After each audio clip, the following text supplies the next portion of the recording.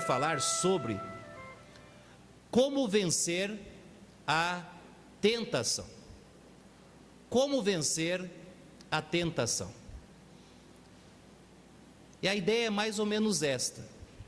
Você já pegou o rato? Para você pegar o rato, você precisa fazer o quê? Ter uma isca. E normalmente você coloca a isca na ratoeira. Lá no seminário, nós uma vez colocamos uma ratoeira para pegar o rato. O rato saiu com a ratoeira. Ele era maior que a ratoeira. A ratoeira também tem que ser em proporção ao tamanho do bichinho, né? Pois bem. E o texto que nós vamos ler se encontra em 1 Coríntios capítulo 10. Então pegue sua Bíblia, abra em 1 Coríntios capítulo 10.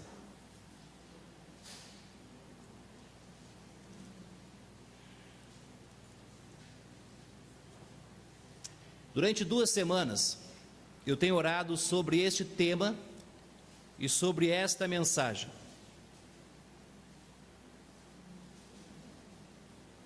E pedindo a Deus a direção para que pudesse ser usado. O que nós vamos escutar hoje é algo que poucos escutaram até hoje. Mas os irmãos vão poder comprovar isto biblicamente, comparando textos espirituais com textos espirituais. E nós vamos ver a grande necessidade que há nos nossos dias de vencermos as tentações. E como fazermos isso? Nós vamos começar hoje. Nós não vamos terminar hoje, mas começar nós vamos. Então, com certeza, durante esses dias você vai enfrentar muitas lutas para poder encontrar o fim desta mensagem. Então, como vencer a tentação? 1 Coríntios capítulo 10, versículo 12 e 13. Aqueles que podem se colocar em pé, eu os convido.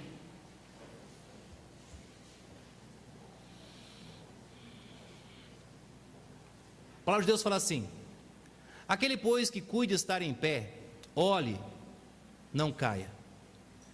Não veio sobre vós tentação, senão humana, mas fiel é Deus, que não vos deixará tentar acima do que podeis, antes com a tentação dará também o escape, para que possais suportar. Oremos, amados. Pai, obrigado por estarmos na tua casa. Obrigado, meu Deus, porque o Senhor tem cuidado de nós. Oramos, Pai, para que o Senhor coloque as tuas mãos sobre as nossas vidas. Pedimos, Pai, para que o Senhor cuide de cada um de nós. Oramos para que a mensagem fale aos nossos corações e que nós possamos, Pai, sair daqui transformados, encorajados a vencermos a tentação. Por isso nós o buscamos ao Senhor e clamamos a Ti, em nome do Teu amado Filho Jesus Cristo. Amém e amém. Pode sentar, amado? Como vencer a tentação? Paulo, um grande homem de Deus, ele escreve a sua carta à igreja de Corinto. Mas o que nós poderíamos muito bem dizer é que esta carta foi escrita à igreja dos nossos dias. A igreja dos nossos dias. E Paulo a esta igreja, ele diz, olha o verso 12, 1 Coríntios 10, 12. Aquele, pois, que cuide estar em pé, olhe, não caia. Paulo, ele quer que os crentes dos nossos dias, bem como o crente daqueles dias, meditasse no que ele está dizendo. Porque a maior dificuldade que nós seres humanos temos não é pecar. A maior dificuldade que nós seres humanos temos é reconhecer pecados. E sabem o que é que nos passa rasteiras constantemente? São os pecados. São eles que nos levam para a lona. São os pecados que nos derrubam. São os pecados que nos afastam de Deus e são os pecados que nos afastam de pessoas. Os pecados têm causado um grande problema nas nossas vidas. Então ele fala: preste atenção, cuidado, você que pensa que está em pé, cuidado, para que não caia. Vigie, fique atento. E ele fala no verso 13: não veio sobre vós tentação, senão humana. Paulo está dizendo que a tentação que veio sobre nós não é algo que nós não podemos suportar, é suportável, é algo que nós podemos estar enfrentando. Então não veio além das nossas forças. E ele continua dizendo, verso 13, a continuação: mas fiel é Deus. Ele tira o foco do homem e ele coloca o foco em Deus e diz que não vos deixará tentar acima do que podeis, antes com a tentação dará também o escape, para que possais suportar. Paulo está instruindo que Deus, ele sempre oferece um escape para o seu filho, para a sua filha, para todos os que são salvos, para todos os que aceitaram Jesus Cristo como seu Salvador. Deus sempre oferece o escape, para que a pessoa não venha ceder à tentação. Paulo fala: a tentação vai vir, vão querer te provar, mas sempre vai surgir um escape. Um escape. Irmãos, vamos dar uma pausa aqui. A irmã Aparecida saiu. Eu não sei o que é, mas aparentemente não é algo bom. Clayton, Fabinho já sabe o que é? Tá? O pastor não sabe, o pastor não vai perguntar agora, mas nós vamos orar, tá bom? Curva sua cabeça, vamos orar pela irmã Aparecida. Pai, o Senhor sabe o que está passando pela irmã Aparecida. O Senhor sabe o coração desses meninos como estão. Console o coração do Clayton, do Fabinho, do Ítalo que estão na igreja, a irmã Aparecida que saiu com a Ilza. Nós não sabemos o que é, mas nós sabemos que o Senhor sabe. E nós clamamos a Ti, Pai, para que o Senhor dê forças e coragem e ânimo a Tuas servas. E ajude elas, Pai, no que elas estão precisando agora. Por isso nós clamamos a Ti, Pai, em nome do Teu amado Filho Jesus Cristo. Amém? Amém.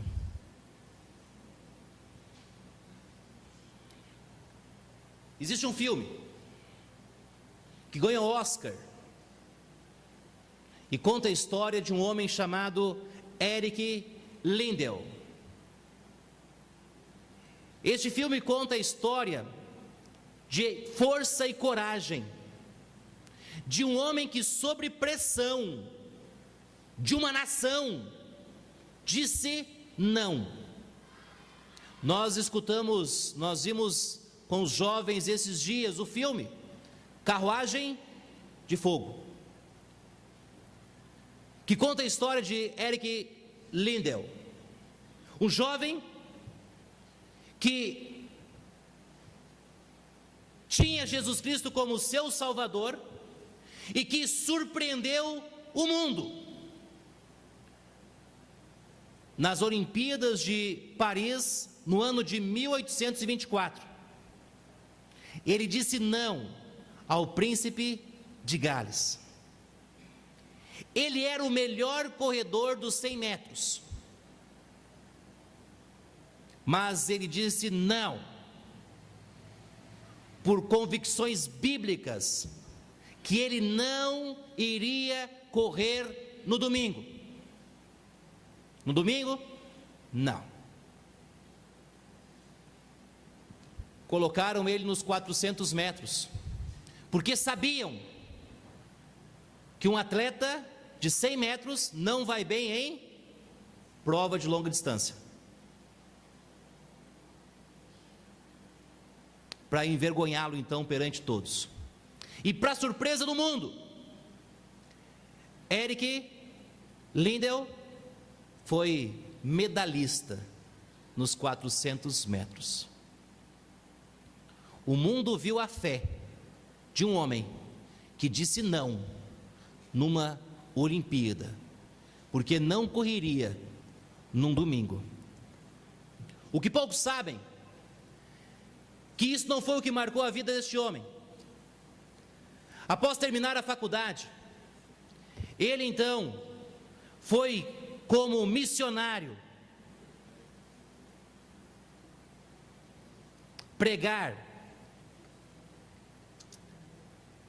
no Japão e morreu no campo de concentração japonês.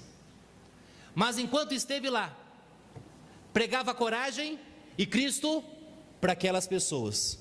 Preso, levou muitas almas para Cristo. Mas sabe por que o mundo ouviu falar de Eric Lindell? Porque ele disse não, com convicções bíblicas. Por convicções bíblicas. Agora, o que nós precisamos saber para vencermos as tentações? A primeira coisa que nós vamos ver hoje, e que nós precisamos saber para vencermos as tentações, é aprender a dizer não na hora certa. Nós vamos ver algumas histórias de pessoas na Bíblia que disseram não, e por dizerem não, mudaram a história de suas vidas e da vida de muitas pessoas, porque tiveram coragem de, na hora certa, dizerem não. A primeira delas foi que disse não para a sensualidade,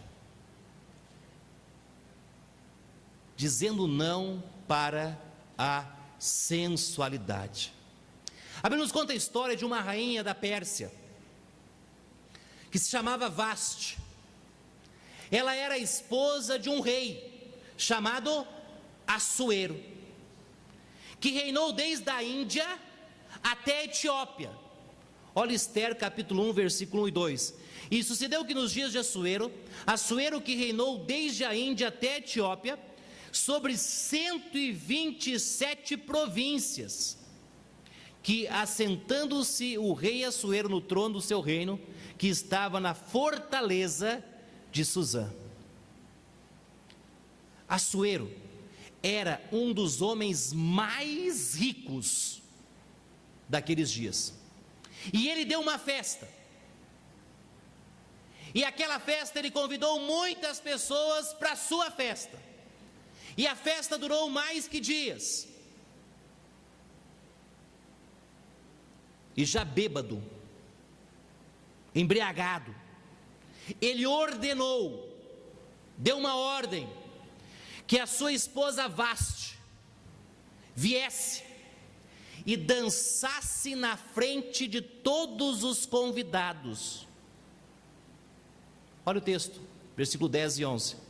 E ao 7º dia, estando já o coração do rei alegre do vinho, bêbado, mandou a Meumã, Distan, Urbana, Bigtai, Abagtá, Zetar, Carcas, os 7 camareiros que serviam na presença do rei Assuero, que introduzisse na presença do rei a rainha Vaste, com a coroa real, para mostrar aos povos e aos príncipes a sua beleza, porque era formosa à vista. Aquela mulher assombrou o mundo daqueles dias. Sabe por quê? Porque ela disse não. Não. Ela não estava disposta a expor o seu corpo para outros homens ficarem vendo. Ela estava disposta a perder o título de rainha, os seus confortos, os seus bens materiais e toda a fama.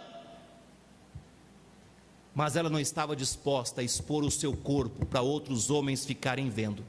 Ela disse não. E o não dela mudou a história. Ela foi deposta como rainha. E a Bíblia não fala mais nada sobre a rainha Vaste.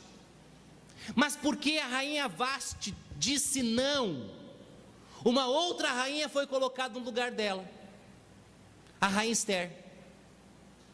E Ester protegeu o seu povo, os judeus, de serem destruídos. Porque ela disse não, mudou a história do mundo. A Bíblia nos fala sobre a sensualidade, a Bíblia nos fala sobre a lascívia, a Bíblia nos fala sobre a depravação. Lascívia significa o desejo de excitar os desejos sensuais. Sensualidade significa o apelo ao sentido físico para a satisfação pessoal. Talvez através de livros pornográficos, através de fotografias pornográficas, através de músicas pornográficas, ou quem sabe assistindo filmes pornográficos. Isso é sensualidade, isto é lascívia. A Bíblia nos fala, 1 Pedro capítulo 2, versículo 11, o seguinte: amados, peço-vos como a peregrinos e forasteiros, que vos abstenhais das concupiscências carnais, que combatem contra a alma. Pedro está dizendo, irmãos, digam não para as paixões carnais, digam não para a sensualidade, porque são estas coisas que vão lhe perturbar a mente, e vai haver uma guerra contra a sua alma. A Bíblia nos usa outra palavra para nos ensinar. Olha 2 Timóteo capítulo 3, versículo 8. E como Janes e Jambres resistiram a Moisés, assim também eles resistiram à verdade, como homens corruptos de entendimento e réprobos quanto à fé. Réprobos significa pessoas totalmente depravadas, de consciências mortas, cauterizadas, que não sentem mais vergonha das coisas que fazem, dizem e pensam. Perderam a capacidade de ter vergonha das coisas erradas. Perderam a capacidade de discernir entre o certo e o errado, entre o bem e o mal. A estas pessoas réprobas, Paulo fala algo, como recado de Deus, Romanos 1, 28. E como eles não se importaram de ter conhecimento de Deus, assim Deus os entregou a um sentimento perverso, para fazerem coisas que não convêm. Deus está dizendo, olha, fujam disto, corram disto. Mas pessoas parece que estão tampando os ouvidos e não estão escutando o recado de Deus. E Deus fala então, tá bom, vocês não querem escutar, vocês querem continuar nisto, então eu vou soltar as rédeas, e vocês vão continuar fazendo isso, e vocês vão ser escravos disto, vocês não vão conseguir mais dominar a vontade de vocês. Vão para frente, fazem isto. A depravação vai ser total na vida de vocês. Vocês vão ser entregues à sensualidade, e a sensualidade irá perturbar as suas mentes. Vão, façam. Deus está dizendo, não se preocupem, eu não vou fazer nada agora. Agora não. Agora não. Essas pessoas se esquecem do que Deus diz em Números 32, 23. Sabei que o vosso pecado vos há de achar. Rejeitaram a Cristo, rejeitaram o ensinamento de Cristo, as suas consciências cauterizaram, os seus corações endureceram, os seus ouvidos se tornaram tampados, e a mensagem de Deus não chega mais ao seu objetivo. Escutam de Deus, mas não chega, porque está tudo tampado, por causa da sensualidade. Por isso, amados, que a Bíblia vai nos dizer aos jovens: escondi a tua palavra no meu coração para eu não pecar contra ti. A Bíblia nos fala que enquanto jovens precisamos aceitar Jesus como Salvador. É enquanto somos jovens que nós devemos nos separar do mundo, porque quanto tempo mais nós ficarmos no mundo, mais duro o nosso coração será para as coisas de Deus. Deus está falando, não deixe para amanhã. O dia da salvação é hoje, porque quanto mais tempo nós damos para o mundo, mais duro fica o nosso coração, mais cauterizada fica a nossa mente, mais tampado fica o nosso ouvido, e mais presos nós ficamos nos pecados deste mundo. Nós vamos nos tornando menos insensíveis para as coisas de Deus. A rainha Vasti disse: não, eu não vou mostrar meu corpo para esses barbados, não. Você vai perder o trono, não tem problema. Você vai perder o título de rainha, não tem problema. Você vai ter que trabalhar lavando roupas, não tem problema.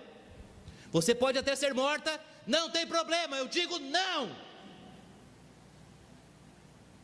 Qual é a sua resposta hoje sobre estas coisas erradas? A mentira, a lascívia, a cobiça, o preconceito racial. Qual é o seu ponto de vista?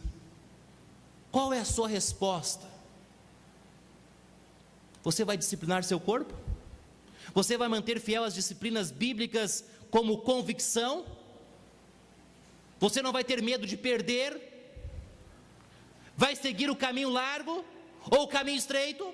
Vai pela porta estreita ou pela porta larga? Não esqueça que é o caminho estreito e a porta estreita que conduz ao céu. Não é a larga. Mas você tem que tomar uma escolha. Hoje é o dia da escolha, não amanhã. Quanto mais tempo você demora para mudar a sua vida, mais cauterizada fica a sua mente. Segundo, como vencer a tentação? Aprendendo a dizer não na hora certa, dizendo não para a glutonaria e a bebedice. Daniel tinha aproximadamente 14 anos de idade. Só que Daniel era um jovem com um propósito. Ele havia sido capturado em Jerusalém pelo exército de Nabucodonosor. Ele estava sendo levado para a Babilônia, 3.000 quilômetros de distância. Naquela época não tinha avião, naquela época não tinha carro, nem moto, naquela época não tinha ônibus.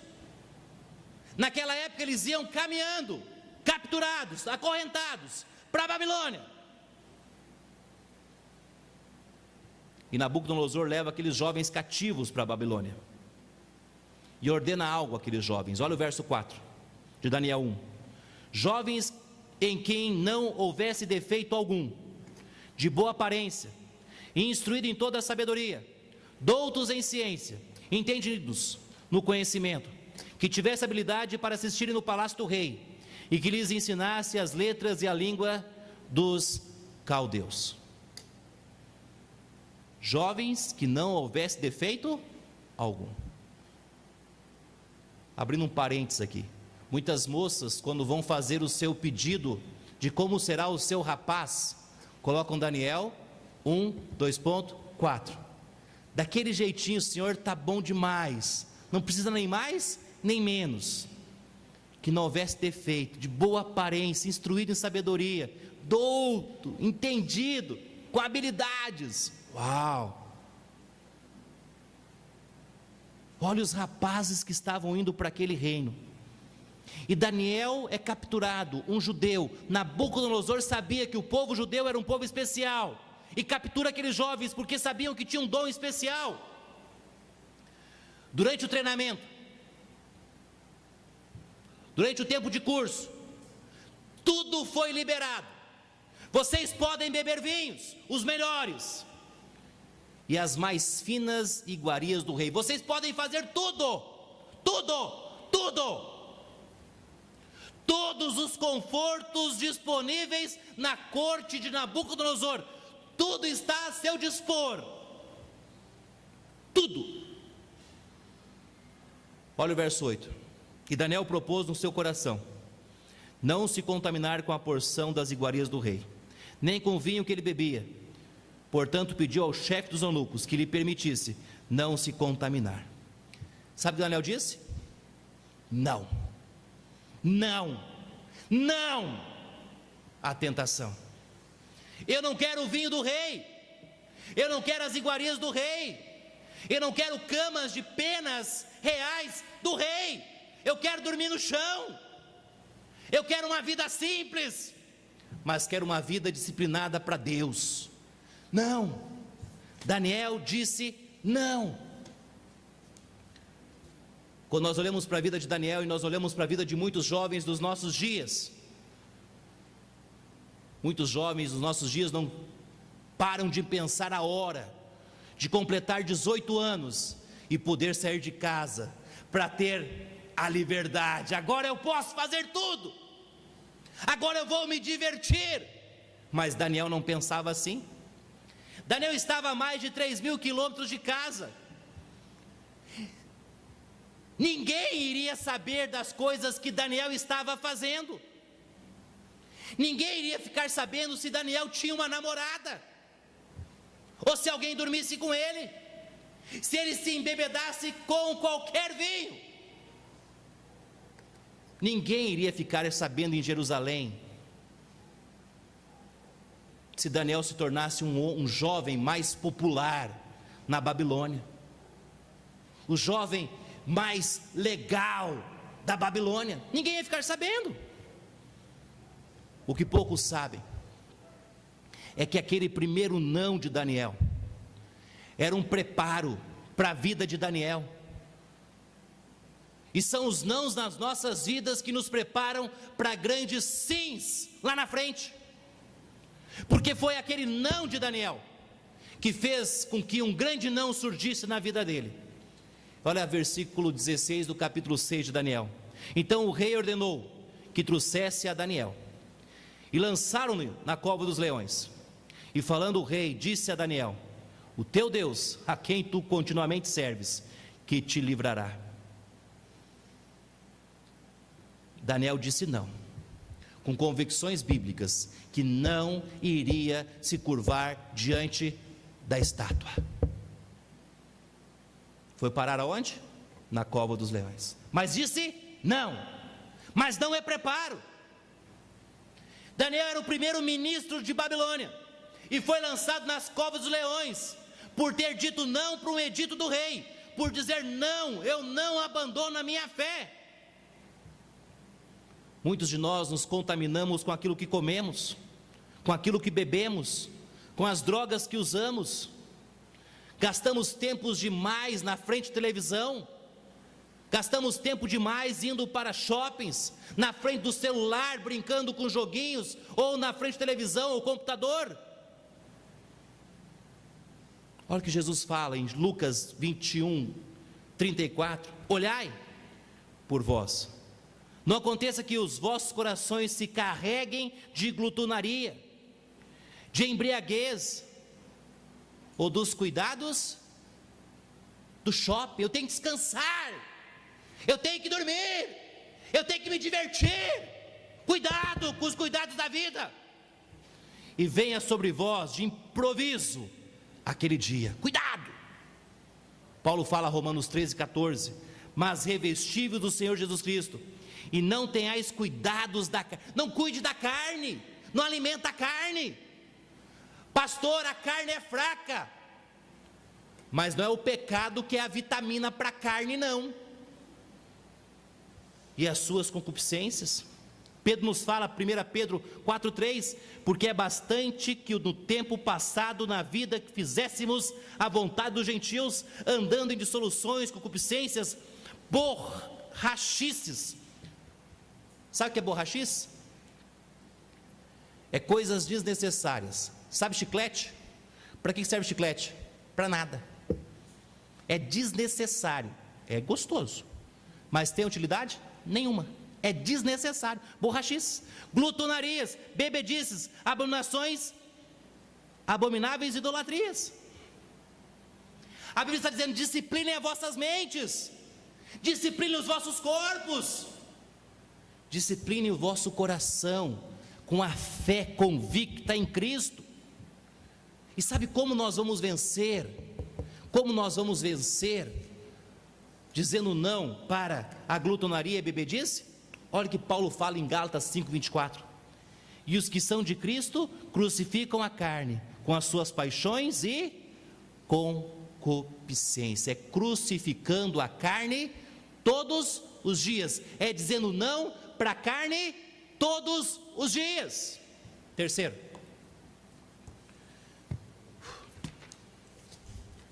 dizendo não para que o mundo oferece. Pense em Moisés.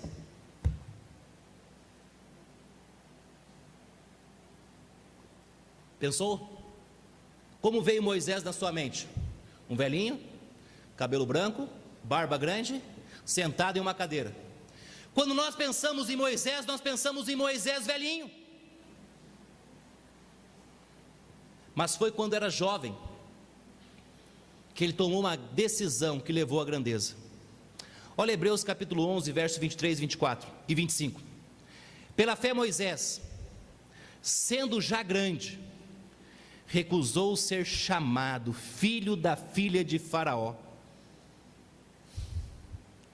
escolhendo antes ser maltratado com seu povo, do que por um pouco de tempo ter o gozo do pecado, tendo por maiores riquezas o vitupério de Cristo, do que os tesouros do Egito, porque tinha em vista a recompensa. Moisés estava no Egito, e Moisés era o filho da filha de Faraó.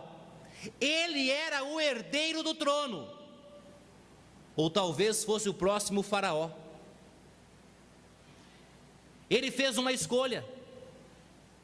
Ele sabia quem era o seu povo, e sabia que seu povo era escravo dos egípcios, e ele tomou uma decisão no auge de sua vida. No auge, ele ofereceu a sua vida, e sabe o que ele disse? Ele disse: não, eu não quero ser egípcio, eu não quero as coisas do egípcio, eu não quero o que o mundo pode me oferecer, eu não quero ser filho de Faraó, eu prefiro morrer com meu povo e servir o Deus verdadeiro, do que ser um egípcio.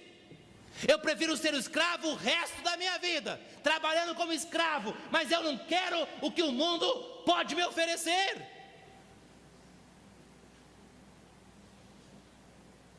Olha Êxodo capítulo 2, versículo 11. E aconteceu naqueles dias que, sendo Moisés já homem, viu a seus irmãos e atentou para as suas cargas. Moisés disse: não, não. Ele rejeitou os prazeres passageiros do pecado, transitórios do pecado. Ele disse não para aquilo que o mundo pode oferecer. A Bíblia nos fala que há uma diferença entre prazeres e alegria. Provérbios capítulo 21, versículo 17 nos diz: o que ama os prazeres padecerá necessidade, o que ama o vinho e o azeite nunca enriquecerá. E a Bíblia nos cita um homem, Eclesiastes 2:11, ele falou: e olhei eu para todas as obras que fizeram as minhas mãos, como também para o trabalho que eu, trabalhando, tinha feito. Lá no final da vida, ele olhou para trás, ele olhou para tudo que ele tinha feito, E ele diz: eis que tudo é vaidade e aflição de espírito, e que proveito nenhum havia debaixo do sol. Corri, corri, corri, e não fiz nada. Quem vive nos prazeres do mundo está morto, embora esteja vivo para os prazeres do mundo, do que vivo para Deus. A Bíblia nos diz que há muitas pessoas que amam os prazeres a mais do que a Deus. 2 Timóteo 3:4 nos diz: traidores, obstinados, orgulhosos, mais amigos dos deleites, dos prazeres do mundo, do que amigos de Deus. Este é o seu caso? Você ama mais os prazeres do mundo do que a Deus? Ou você ama mais a Deus do que os prazeres do mundo? A alegria que Deus oferece, ela é produzida pelo Espírito Santo. E há muitas passagens na Bíblia que nos ensinam sobre esta alegria. A Bíblia nos diz que todos podemos ter alegria, todos podemos ser alegres. Mas a Bíblia não nos fala que todos podemos ter prazer. Mas a Bíblia nos oferece algo melhor que o prazer, uma alegria profunda. E foi esta alegria profunda que os anjos anunciaram. Lucas 2:10 diz: e o anjo lhes disse: não temais, porque eis aqui vos trago novas de grande, não pequena, grande alegria, não grandes prazeres, grande alegria, que é para todo o povo. Isso quer dizer que nós podemos ter uma grande alegria, mesmo em sofrimentos. Isso quer dizer que nós podemos ter alegria, mesmo não tendo prazer. Isso quer dizer que nós podemos ter alegria quando todas as coisas estão ruins. Quando nós aceitamos Cristo como Salvador, Deus não remove os sofrimentos das nossas vidas. Deus não remove os problemas das nossas vidas. Deus não remove as dificuldades das nossas vidas. Sabe o que Ele faz? Ele traz alegria. Ele traz alegria, mesmo diante de todas estas coisas. Quando nós aceitamos Cristo, Deus não fala para o desempregado: amanhã você vai ter um emprego. Não. Deus não fala para o enfermo: amanhã você vai ser curado. Não. Deus traz alegria, mesmo nestas situações. Olha Lucas 6:22. Bem-aventurados sereis quando os homens vos odiarem. Felizes serão quando os homens vos odiarem. Como? Somente Deus pode fazer isso. Quando vos separarem e vos injuriarem e rejeitarem o vosso nome como mal, por causa do Filho do Homem. Olha o verso 2: folgai nesse dia, exaltai, porque eis que é grande o vosso galardão no céu, pois assim faziam os seus pais aos profetas. Quando a Bíblia nos oferece uma grande alegria, mesmo em lutas, está ligando esta grande alegria, que vai durar, não um período momentâneo, mas toda a eternidade no céu. Todos os que vivem piedosamente em Cristo, grave isto, todos os que vivem piedosamente em Cristo irão sofrer perseguições. Não se deixe enganar, ainda vai haver sofrimentos. Mateus 16:24 diz: então disse Jesus aos seus discípulos: se alguém quiser vir após mim, renuncie a si mesmo, diz não para o eu, e tome a sua cruz, e faça o quê? Siga-me.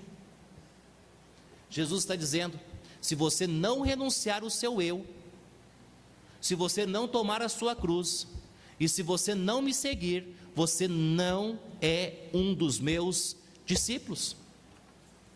Moisés, ele não escolheu os prazeres.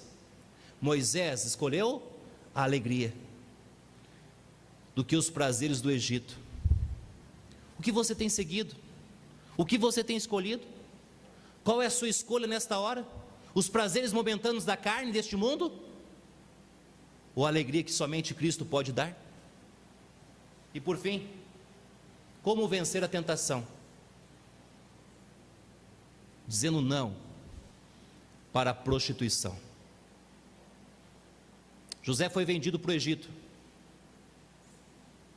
ainda sendo jovenzinho. Seus irmãos o venderam para o Egito, e ele se tornou escravo de um homem chamado Potifar. E esse homem chamado Potifar era casado e tinha uma bela esposa, e José era um belo jovem, forte, bonito. Olha o verso 7 de Gênesis 39.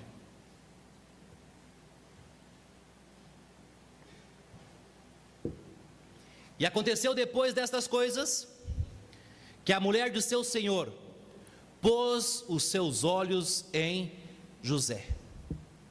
José era bonito, novo, forte, belo, e ela cresceu os olhos sobre José e disse: deita-te comigo. A esposa de Potifar se apaixonou por José. A esposa do seu senhor se apaixonou por José. E José era mordomo de toda a casa de Potifar.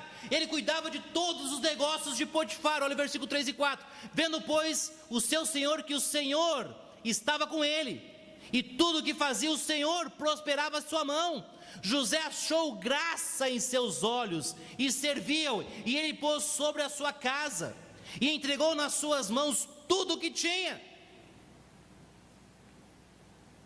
A esposa de Potifar começou a ver José entrando em sua casa, saindo, José resolvendo as papeladas dos negócios, José negociando as coisas do seu chefe.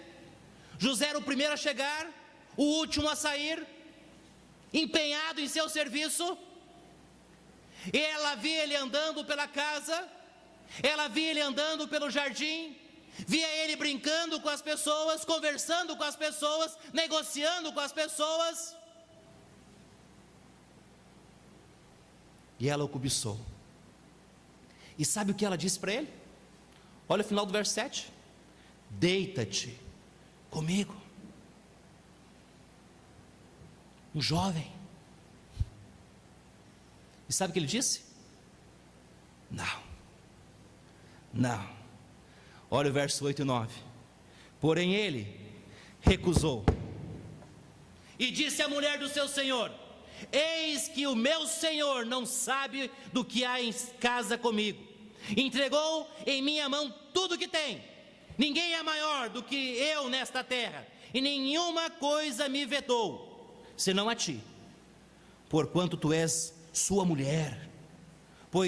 Como faria eu tamanha maldade? E pecaria contra quem? Meu Senhor? Contra os meus pais? Contra o meu Deus? Não. José estava longe de casa, José estava no Egito. Quem iria ficar sabendo? Quem iria contar para os seus pais? Quem ia contar para a congregação lá em Israel?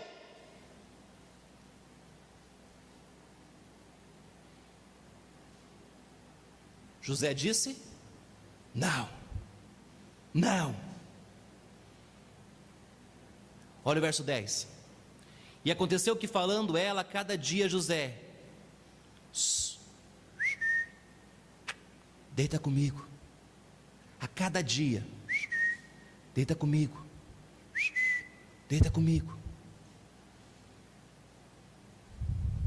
Imagina as situações que ele enfrentou, as ocasiões que ele teve que fugir, as vezes que ele chegou e teve que correr, e não lhe dando ele ouvidos para deitar-se com ela, e estar com ela. Só que quando José disse não a última vez, ela o agarrou, ela o puxou, ela estava obstinada, ela o agarrou com todas as forças. Ele disse: não, não. E ele deixa para trás a sua capa e sai correndo, correndo, sem olhar para trás. E ela começa a gritar: socorro, socorro, dizendo: aquele judeu me violentou, aquele judeu veio aqui me violentar e deixou a capa, porque eu comecei a gritar. Verdade? Mentira. O marido, Potifar, acreditou em quem? Na sua esposa. E José foi parar onde? No Egito, ou melhor, na prisão. Já estava lá, na prisão, por dizer não. Ele estava fazendo certo e foi preso, mas ele disse: não, eu prefiro a cadeia do que pecar contra o meu Deus. Ele disse não. Você conhece a história de José? Ele disse não. E sabe o que ele se tornou? O primeiro ministro do Egito, e governou o Egito sobre Faraó, porque disse não ao pecado. Olha Gênesis 41, verso 40 a 43.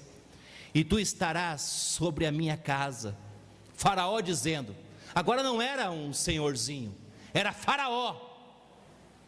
E por tua boca se governará todo o meu povo. Somente no trono eu serei maior do que tu. Disse mais Faraó a José: vês aqui tenho posto sobre toda a terra do Egito. E tirou o Faraó o anel de sua mão e pôs na mão de José, e o fez vestir de roupas de linho fino, e pôs um colar de ouro sobre o seu pescoço, e o fez subir no segundo carro que tinha, e clamavam diante dele: ajoelhai. Assim o pôs sobre toda a terra do Egito. Ele disse não. Deus o guardou, Deus o protegeu para lhe promover. Sabe por quê? Porque José teve coragem de dizer não quando foi tentado. Irmãos, deixa eu dizer algo. O relacionamento físico não é pecado. O relacionamento físico não é pecado. Foi Deus que deu ao casal o relacionamento físico para a propagação da raça. Homem e mulher, casal, vão ter filhos. E também para trazer alegria, prazer para o casal. Foi Deus que fez. Mas há certos limites no relacionamento físico. Somente entre um homem e uma mulher. E ambos precisam estar casados. Casados. Fora do casamento, sem ser casado, o relacionamento físico é pecado. Pecado.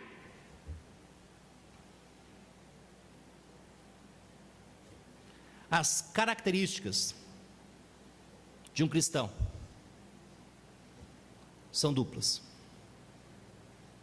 Escreva isso e não esqueça: autocontrole e autodisciplina. Você precisa aprender a se controlar, e você precisa ter disciplina.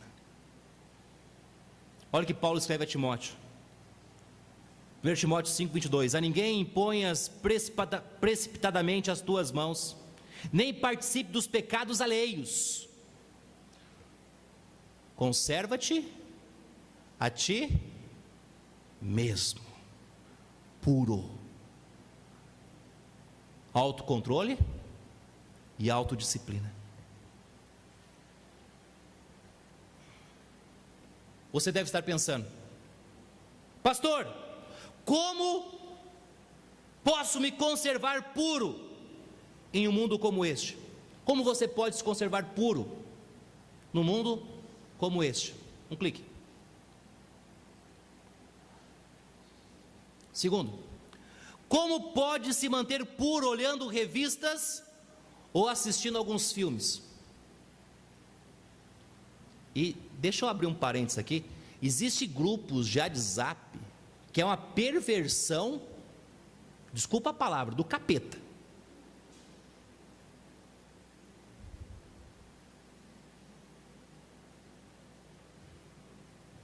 Terceiro, como pode se manter puro com as tentações que enfrenta todos os dias? Como eu posso manter puro num mundo como esse, pastor? Como eu posso, se às vezes eu caio me vendo essas coisas erradas, ou fazendo essas coisas erradas? Como posso? Como posso me manter puro perante tentações o dia todo? Como? Sabe qual é a resposta? Não pode. Sabe por quê? Porque não tem como. Porque se Cristo não está no seu coração e não lhe der força e poder, você jamais irá vencer qualquer tentação, porque você nunca vai ter um escape.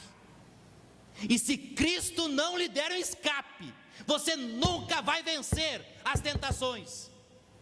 É somente Cristo que nos dá o escape. É somente Ele que nos dá força para vencer. É somente Ele que nos dá poder para vencer as tentações. Mas nós temos que dizer não. Não.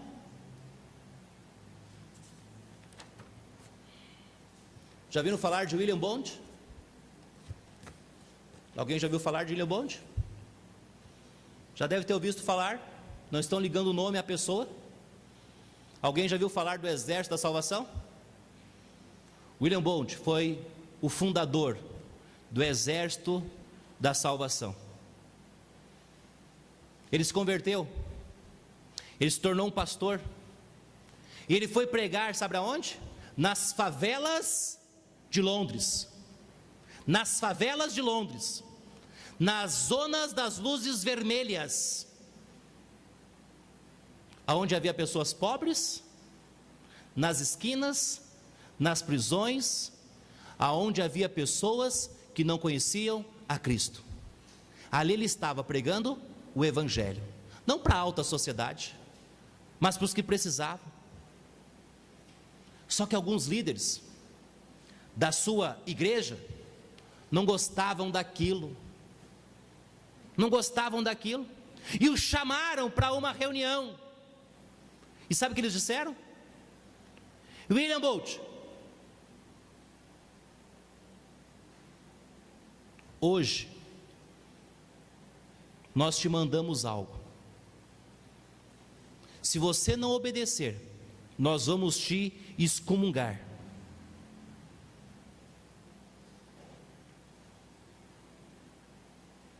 Você não vai mais pregar o Evangelho de Cristo para estas pessoas. A Assembleia de Pastores de Londres disse a William Bond: você não vai mais pregar o Evangelho para estas pessoas. Ele abaixa a cabeça, e lá no meio do povo estava uma mulher chamada Catarina Bolt, sua esposa, que com um lenço na mão abanava e dizia: William, diga não, diga não, diga não. E William obedeceu a sua esposa, e ele disse não. Ele foi excomungado, expulso da igreja. E sabe o que surgiu? o que tem ganho muitas pessoas para Cristo nos nossos dias: o exército da salvação. Por quê? Porque ele teve coragem de dizer não. Não. Entregue a sua vida a Cristo. Tenha coragem de dizer não para o mundo e dizer sim para Cristo. Tenha coragem de aceitar Jesus Cristo como seu Salvador. Tenha coragem. Foi grandes homens que disseram sim para Cristo e disseram não para o mundo, que se tornaram grandes homens.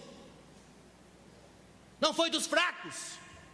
A vitória não é dos fracos, é dos que têm coragem de dizer não. Estão dispostos a serem presos, castigados, mas dizer não para o pecado.